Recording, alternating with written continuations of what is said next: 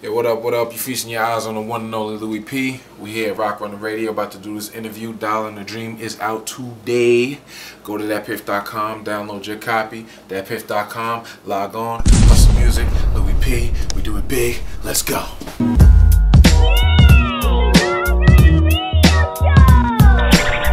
building with Precice, rocking with Big Vegg, repping the 845, 914, double RMP. Yo, we got Rockland's finest radio show, hosted by the Runners. We run the rock.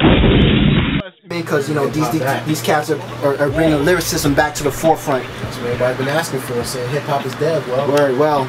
Slaughterhouse is here to revive it, yes sir. Slaughterhouse is here, and that's what it is. Basically coming up, we got let's say William Styles with a Mr. Confidence featuring Peso and Jake 2, and then after that is my man Still a Mess with Back to the Crib. You know what I'm saying? Off that Roc Runna Radio mixtape coming soon. You know what I'm saying? Volume 1 coming soon, and then after that, you know what I'm saying?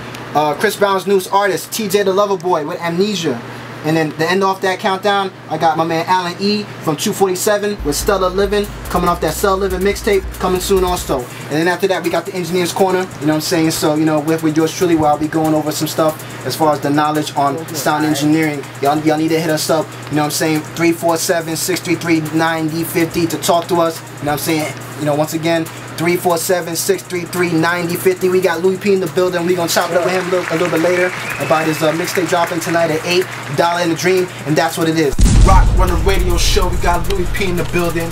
Big Vegg as well, baby. Doing it, man. It's a great show going on. Shout out to Future Eye Media in the building, taking care of us the way we need to be taken care of. You already know. Right there, that music you heard was William Styles of 51 AMG with A Mist of Confidence. Second up, we had Still a Mess with the Back on My Ish freestyle. Track number 3 was Chris Brown's newly acquired artist TJ the Lover Boy. Shout out to him, man. The show he was on had crazy views. And last but not least, we had Alan E with Stellar Living. And without further ado, we're going to get into my man Big Vegg's segment, which is the Engineer's Corner. We're going to put y'all on to all the ins and outs of how to do your own thing and possibly be as great as he is one day. Right? That's what it is.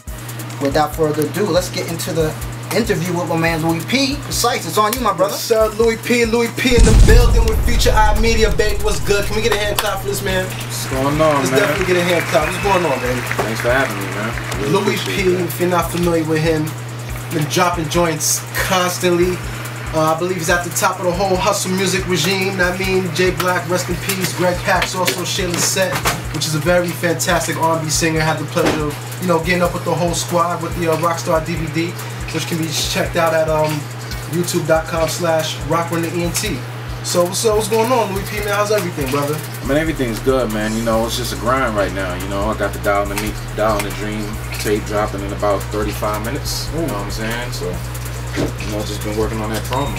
You know what I mean? That's what's up, man. You really go hard with what you do, man. I can tell when you spit, when you make your songs, that you take a lot of time to put thought into what you're doing. You're not just making tracks. Because like you said, if you wanted to, you could drop mixtapes all the time. I'm saying left and right, but you're moving with a very precise strategy, if I might say so myself. So I definitely recognize that. UMA nominee, unfortunately, I'm saying didn't bring it back home to Rockland, but it's definitely a very great honor that you were, I'm saying, recognized and have that privilege. Yeah, I mean, you know, it was an honor just to be nominated. You know what I'm saying? So because, you know, like out of the, you know, thousands and thousands of people that could have been picked, you know, just for 5 nominees for one category, you know, I was one. You know what I'm saying? Shout out to Precice, shout out to Joe Bond, shout out to Persia. You know, they were all nominated as well. So, you know, that in itself is an honor. You know what I mean? That's what's up. So tell us about that whole experience, because I'm saying we the small guys, we don't get to go to events like that. So let us know how that whole experience was, man. I mean, that experience was cool. You know what I mean? Houdini got honored. You know what I mean? They tore it down. You know what I'm saying? You know, I got to network with a lot of artists in the building, a lot of producers, a few managers. You know, I try to take advantage of every opportunity. You know, showcases, award shows like that. Any opportunity where I can network with people in my field, you know, I try to do that.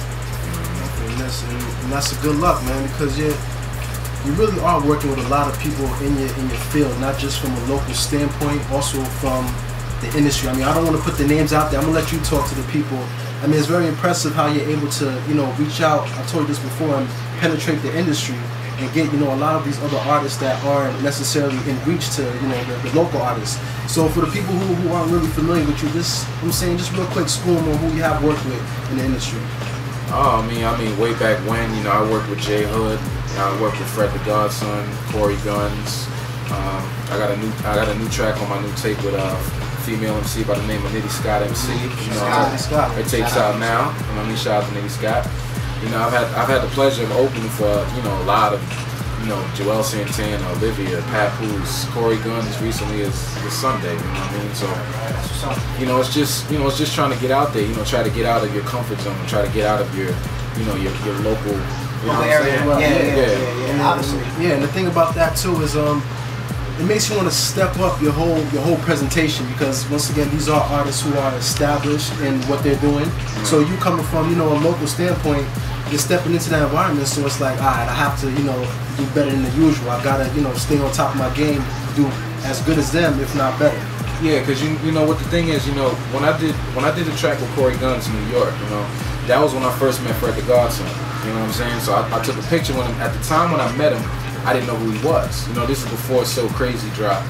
You know what I mean? And a few other people, Hollow the Dawn and Conceited, you know, a lot of them were there, and they were, you know, all in that environment, and I had no idea who they were. You know what I mean? And then a year later, you know, you see Fred the Godson, you know, everywhere. You know what I'm saying? So just being in that experience is like, you know, it's that close. You know what I'm saying? Just 1 year ago, I met this guy and he was not what he is. And in the course of 1 year, you know what I'm saying, I saw how fast he's progressed to where he's at. Right. You know what I mean? So it's like, you know, me being around those people and being around that type of environment is motivation, because it's like, you know, it's not as far as people think it is. You know, that kind of goes into why I titled this A Dollar in a Dream, because a lot of times people make it seem like, oh, you rap. You know, there's probably like 1,000 people in rock in that rap. You know what I'm saying? So it's like a lot of people make it seem like, oh, go to school, you're never gonna make it. You know what I'm saying? Like, you make it seem like a Jay-Z or 50 Cent, that status is untouchable and it's immortal. Like, they all started out with the same thing you start out with, you know what I'm saying? Exactly. And honestly, someone like a 50, you know, they actually, as far as me comparing myself to him, started out worse than me, because, you know, he started out with a record, you know what I'm saying? And he never worked a 9 to 5. He had a kid, and he had everything against him, and he was able to pursue it, you know what I'm saying? At the end of the day, if you don't believe in yourself, no one's gonna believe in you anyway, you know what I'm saying? So, you know, you can't convince no one you hide. You know what I'm saying? If you can't even convince yourself. Yeah, that's true. It all starts with you and within yourself. Yeah. And a lot of people really get it twisted. They, you know, see these statuses like, you know, Jay-Z and 50 and Nas and all these artists that are established, but at one point they were, you know what I'm saying, at a basic level. You have to work really hard to get to the point where these artists are at right now. You know, a lot of people just want to skip towards that whole building phase. I'm saying, just get things going to happen overnight. Yeah. Like, nothing happens overnight, so you really got to put in that work. Because, you know, the thing about it is everyone thinks it's fast money. Like, a lot of people that do rap, in my opinion now, they see it as fast money. I don't got to go to school, I can rap, so I'm going to make this. You know what I'm saying? So they don't want to, when they see how much work it actually is, how much of it, you know, going traveling, getting your name out, going to events, doing shows, perfecting your craft, working on your image, investing in yourself, and they don't want to do that because, you know, they think it's just, I could spit so I could be a rapper, you know what I'm saying? If your heart's not in it, you're not going to make it, you know what I'm saying? You have to actually be passionate about it, whether people think you're good or not. If this is your passion, you know what I'm saying, you know, I salute you, you know what I'm saying? Well, you definitely have to be an individual, a lot of versatility too, because getting into the game is more than just having attractive lyrics. Yeah. You got to be able to handle yourself business-wise. You have to know the right people to talk to, and you got to conduct yourself in a professional manner. A lot of people just think, you know, you're just rapping and that's it. There's so much more to the game. And we spoke about putting in work. Right now I got a few mixtapes that you've been putting in. We have one, Who is Louie P? This is all on datpiff.com, ladies and gentlemen. I'm looking at datpiff.com. You can check out his new tape, Dollar in a Dream, and also his previous mixtapes. He's dropped Who is Louie P? The Takeover, Kingpin Dreams, and my personal favorite, God's Gift, which was a crazy summer bang, which is actually when I first got put onto you. When I heard it was you, Greg Paxton, and Jay Black, man, that was a great mixtape. It really displayed a lot of lyricism, and I liked it, man. There's a lot of mixtapes I listen to out here, like I like them, but I really felt your joint. I was kind of rapping at the time. When I heard that, I was like, yo, I gotta really go. Like this guy Louie P and his team, they're really putting in work right now. I mean that was my first official like mixtape that I actually put out there to the public. You know, that was like back in the time where it's like, all right, the punchline rap was what was really popping, and it's like I kind of emulated that. Like it's like I want to show these people that I can spit. So it's like, you know, boom, I hit you with the punchline rap. But as I progressed as an artist, you know, I actually wanted to be, you know, I wanted to be real. I wanted to actually speak about things. You know what I'm saying? So, you know, every time I meet an artist that's never actually met me in person, most of the time they always say, "Oh, my favorite record from you is Conspiracy." You know what I'm saying? Yeah, this is record I did. I like that record a lot. And you know, that kind of tells me something, because it's like, you know, almost anyone could think of, you know, punchlines if you really actually trying to think of it, but not everyone could use your lyrical ability to, you know, make a record that's meaningful and really touch someone. You know what I'm saying? So, yeah, and true. Yeah, and Conspiracy, I mean, bar for bar, it just made so much sense. It was more than a track to just listen to and bop my head to. Like, you were really saying a lot of meaningful things that I'm sure a lot of people have thought about before, but just weren't able to put it out on record. And that was definitely a good record that exemplified what hip hop should be. Those types of records with a nice theme. You know, for choice of lesser words. And it's the feedback like that actually is my guiding tool into how I figure out like what I want to do next. Like when I did Kingpin Dreams and I did other projects, you know, it was all cool and dandy doing certain things, but I wanted to do a tape where it's like I can look back at it and it's like 100% me. You know what I'm saying? Like a lot of times you pinpoint something like, oh, that was a hot bar, but you know he's not really that. Like, oh, you know he don't got that.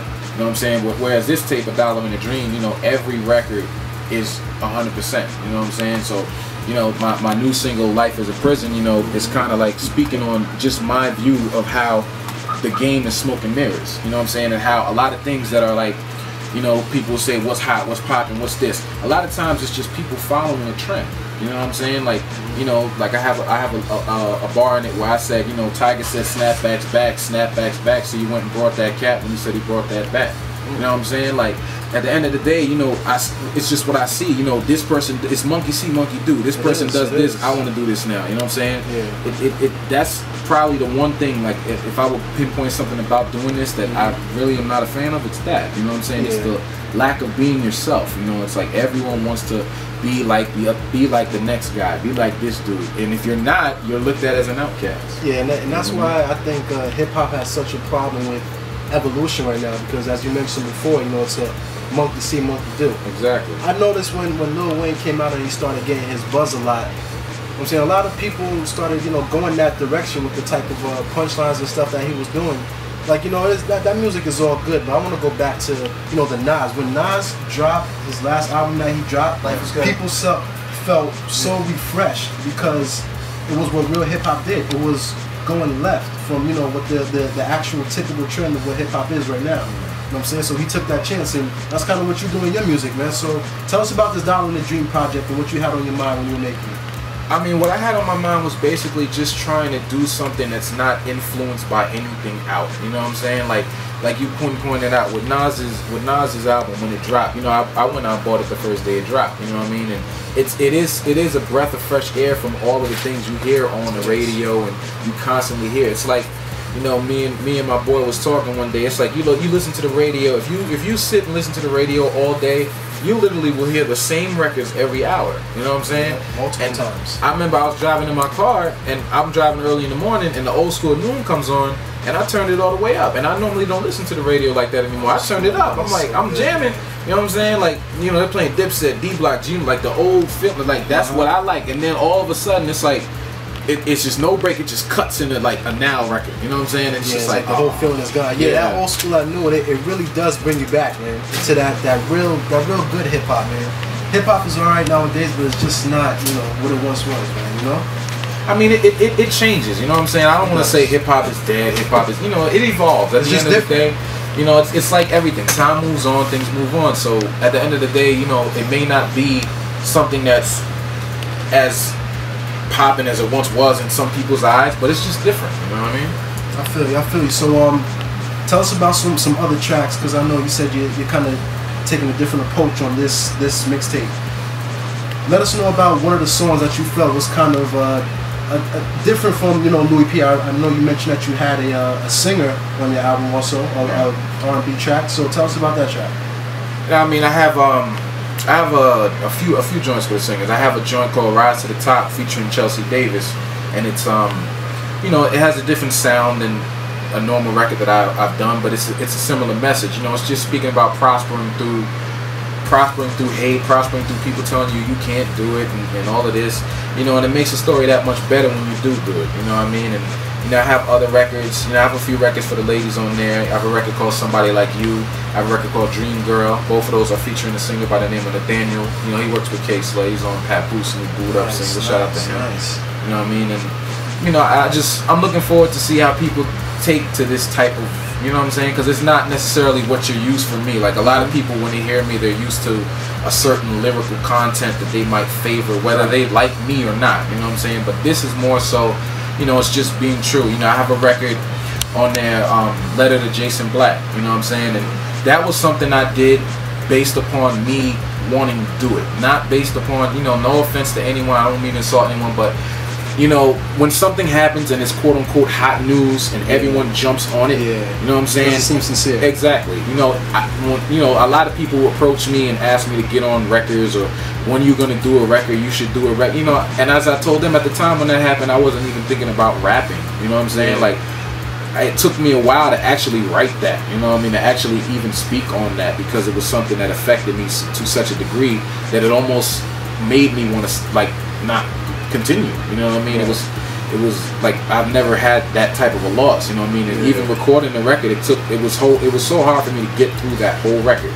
You know what I'm saying? So it was just something I always said I was gonna do when I felt it the most. You know what I'm saying? Like at the time, it was more, when it happened, it was just shock. You know what I'm saying? Like, I can't believe this happened. But you know, when I was ready to do it, you know, I said that's when I'll do it. So you know, I was ready to do it and I did it. You know, it wasn't anything that, oh, this is promotion. No, I didn't even put it out as a single. It's just on it. It's something that a lot of the people aren't even going to understand, because I'm speaking about a lot of things that me and him went through. You know what I'm saying? Because it's what it is. It's a letter to him. You know what I'm saying? It's a letter to him for his years, and only people that were really in that circle will understand. You know what I'm saying? So it was just a personal record that I wanted to do. No, it's good. It's good to see artists, you know, do more than just rap nowadays. Because when I listen to artists, I like to get a feel for who they are.